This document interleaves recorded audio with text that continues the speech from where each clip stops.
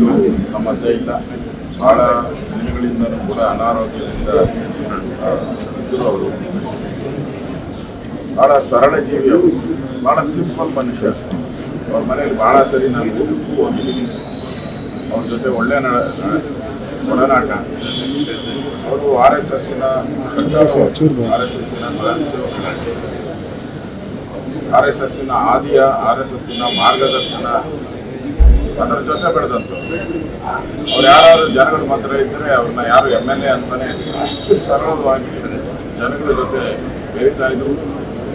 ಆ ಒಂದು ಕ್ಷೇತ್ರದಲ್ಲಿ ಅವರ ಸಮುದಾಯ ಇಲ್ಲದೇ ಇದ್ರು ಕೂಡ ಅವ್ರು ಗೆಲ್ತಾ ಇದ್ರು. ಅಂದರೆ ಅಷ್ಟು ಪ್ರೀತಿ ಪಾತ್ರರಾಗಿ ಕೆಲಸ ಮಾಡಿದ್ದಾರೆ.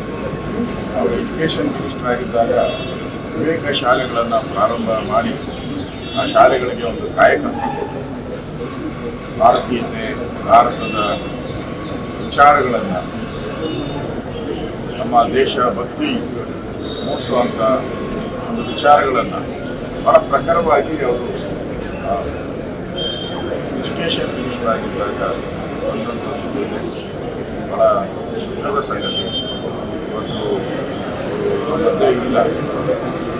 ಅವರ ಆತ್ಮಕ್ಕೆ ಶಾಂತಿ, ಅವರ ಕುಟುಂಬಕ್ಕೆ ದುಃಖವನ್ನು ಭರಿಸುವಂಥ, ಅವರ ಅಭಿಮಾನಿಗಳಿಗೆ ದುಃಖವನ್ನು ಭರಿಸುವಂಥ ಶಕ್ತಿಯನ್ನು ಭಗವಂತ ನೀಡಲಿ ಅಂತೇಳಿ ಭಗವಂತನಲ್ಲಿ ಪ್ರಾರ್ಥನೆ ನಮ್ಮ